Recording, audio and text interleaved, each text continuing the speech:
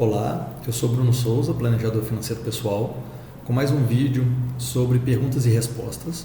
A pergunta de hoje é do nosso amigo Diego. Ele pergunta qual seria o melhor investimento para quem dispõe de R$ 500 mensais. Então vamos à resposta. Na verdade, Diego, não existe o melhor investimento para quem dispõe de R$ 500 mensais, porque uma pessoa que dispõe de R$ 500 mensais para investir, elas podem ter projetos diferentes. E o que define o investimento não é só a disponibilidade dele, mas sim o objetivo com aquele investimento. E o objetivo ele está sempre relacionado a um prazo. Então, se o objetivo dessa pessoa for um prazo longo, por exemplo, aposentadoria, um plano de previdência privada é muito eficaz, porque ele tem vários benefícios, tributários, inclusive, de diferimento fiscal e redução de alíquota de imposto de renda, e apresentaria um resultado melhor a longo prazo. Contudo, uma previdência privada, para quem tem um projeto de prazos mais curtos, inverte-se as vantagens e passam a ser malefícios, pois a vantagem tributária passa a ser pior no curto prazo para ser um malefício tributário, porque o imposto vai ser, inclusive, maior. Então, existem penalidades para quem faz um plano de previdência privada com objetivo de curto prazo. Então, quando o objetivo é de curto prazo, tá vendo? É diferente a tomada de decisão. Se uma pessoa pensa em investir para gastar dentro daquele mês, ou no mês seguinte, ou nos próximos 3 meses, o resultado do investimento vai ser de pouca relevância, porque não deu tempo para os juros trabalhar.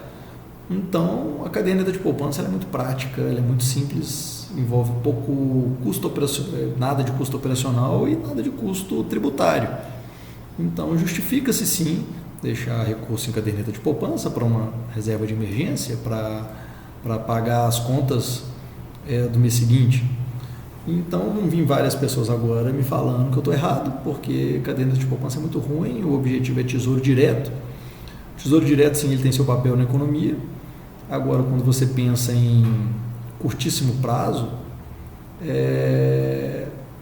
ele não vai trazer tanto resultado, porque ele vai cobrar uma tributação de renda fixa, que seria 22,5% de imposto. Então, a rentabilidade dele seria quase a mesma de uma poupança. Lembrando que ele vai ter um custo operacional, que vai ser a taxa de custódia. Lembrando que pode ter taxa de custódia, inclusive, adicional de uma corretora. Muitas vezes a pessoa tem que pagar um TED da conta do banco dela para uma conta da corretora. Se resgatar dentro do mesmo mês, teria um IOF altíssimo. Então, depende do objetivo. Então, R$ 500 mensais. Se o objetivo for de curtíssimo prazo, caderneta de poupança.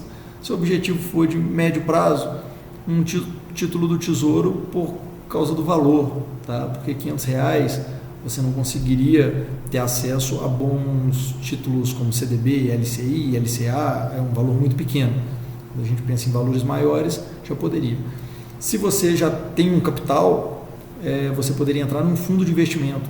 Um fundo de investimento você não entra com R$ 500, mas uma vez que você já tem um fundo de investimento, às vezes o fundo de investimento ele te oferece oportunidades de aportes, de movimentação de R$ 500. Então, o fundo de investimento seria mais eficaz com o Tesouro Direto, porque um fundo de investimento você poderia procurar um fundo aí de crédito privado, e um crédito privado ele tende a entregar uma taxa de juros maior, e aí você escolheria um fundo que tem uma estratégia de investimento combinada com o seu objetivo em prazo. Então, se tem um objetivo para daqui a 5 anos, você pode buscar um fundo multimercado. Se você tem um fundo de crédito privado, por exemplo, então, quando você escolhe um fundo, é muito importante você escolher então agora qualquer gestora e comparar os custos operacionais de um fundo para ver se ele realmente está entregando resultado. Existem muitos fundos por aí que cobram custos operacionais bem elevados, acaba comprometendo o resultado, então é importante só ter critério na hora de escolher um fundo. Então, resumindo, longo prazo, previdência privada, que tem um componente de fundo dentro dele, mas tem bastante benefícios fiscais, então você estaria investindo em um fundo via um produto de previdência privada para aproveitar os benefícios fiscais e acesso a fundos. Existem muitos fundos que no mercado te cobrariam R$ 200 mil para você ter acesso a ele, 100 mil reais para ter acesso a ele, e na previdência privada às vezes você consegue ter acesso a ele com uma quantia muito menor. Devido à frequência de pagamento recorrente de longo prazo, você teria acesso a esses fundos. Para projetos de médio prazo, um fundo de investimento, se conseguir ter acesso a eles. Se for curtíssimo prazo, um prazo mais curto, você pode trabalhar um tesouro direto. E uma poupança também não é de toda descartada não, para aquele circulante ali para o mês seguinte, ou para 2 meses, 3 meses ali. Uma poupança é interessante, ela pode inclusive incorrer em redução de tarifas bancárias.